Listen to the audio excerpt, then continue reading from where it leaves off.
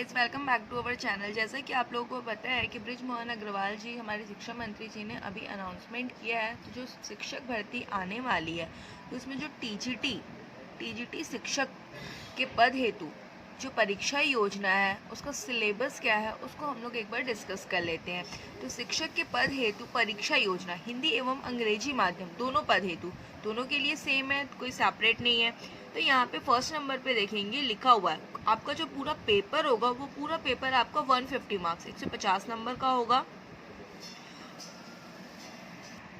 150 number का होगा। First portion जो है वो आपका क्या है, बाल विकास एवं शिक्षा शास्त्र मीन CDP। ये आपके 30 मार्क्स के होंगे, 30 मार्क्स के 30 question.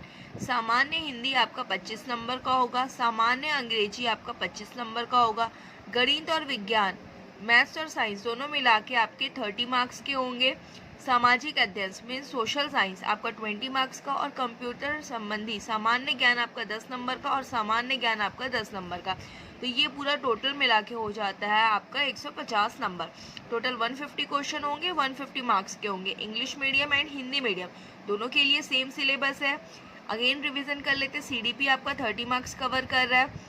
General English, general Hindi 25 marks. Maths और साइंस आपका 30 मार्क्स। सोशल साइंस आपका 20 मार्क्स। और कंप्यूटर संबंधी सामान्य ज्ञान 10 मार्क्स और सामान्य ज्ञान आपका 10 मार्क्स। ठीक है, यहाँ पे देखेंगे पूरे डिटेल में दिया है। बाल विकास एवं शिक्षा शास्त्र के अंदर यूनिट 1 है आपका बच्चे का विकास इकाई। यूनिट 2 है आपका समावेशी शिक्षा की अवधारणा। और यूनिट 3 है सीखना एवं शिक्षा शास्त्र। अब यहाँ पर देखेंगे आप जनरल हिंदी में आपका जो फर्स्ट है यूनिट 1 में क्या है, वर्ण विचार, जिसके अंदर आपका स्वर, व्यंजन, अक्षर, वर्तनी, लिंग, वचन, काल, वाक्य, संधि और संधि के प्रकार, ये सब आ जाएगा। यूनिट 2 में शब्द विचार, उसके अंदर है शब्द रूप और शब्द रचना, स्रोत के आधार पर शब्दों के वर्ग, तत्सम, तद्भव, देशज, विदेशी, अर्थ के आधार पर शब्द भेद, पर्यायवाची शब्द, विलोम शब्द, अनेकार्थी शब्द, अनेक शब्दों या वाक्यांश के लिए एक शब्द। यूनिट 3 पद व पद भेद मीन्स उसके अंदर आएगा संज्ञा के प्रकार, सर्वनाम, विशेषण, क्रिया, कारक, चिन्ह। यूनिट 4 है आपका वाक्य परिचय, इसके अंदर आएगा वाक्य के अंग एवं वाक्य भेद। फिर है आपका यूनिट 5 विराम चिन्ह, इसके प्रमुख प्रकार लिखा हुआ है। यूनिट 6 रचना, मुहावरे और लोकोक्तियाँ। यूनिट 7 अपठित गद्यांश। और यूनिट 9 आपका है भाषाई कौशलों का अध्ययन, श्रवण, वाचन, लेखन एवं पठन कौशल। अब यहाँ पर हम आ जाते हैं भाषा 2 अंग्रेजी, जनरल इंग्लिश है आपका। फर्स्ट है आपका कॉम्प्रीहेंशन, इसके अंदर है 1 unseen prose passage with question on comprehension, grammar and verbal ability. Comprehension, grammar, vocabulary. Second है 1 अनसीन पोयम, एक आएगा आपका अनसीन पैसेज और सेकेंड है unseen poem with questions on comprehension, grammar and verbal ability, comprehension and vocabulary. B है आपका pedagogy of language development, learning and acquisition, principles of language teaching, role of listening and speaking, functions of language and how children use it as a tool, critical perspective on the role of a grammar in learning a language for communicating ideas verbally and in written form. Challenges of teaching language in a diverse classroom, language difficulties, errors and disorder, language skill, evaluating language comprehension and proficiency, speaking, listening, reading and writing, teaching, learning material, textbook, multimedia material, remedial teaching. अब यहाँ पर देखेंगे गणित और विज्ञान, maths और science के अंदर क्या क्या आएगा। तो यूनिट 1 जो है आपका वो है गणित की प्रकृति, ठीक है, गणित सीखना, सिखाना व आकलन। यूनिट 2 में क्या दिया हुआ है, घातांक समान आधार की घातीय संख्याओं का गुणा भाग, इस टाइप का है। समीकरण है, श्रेणियाँ।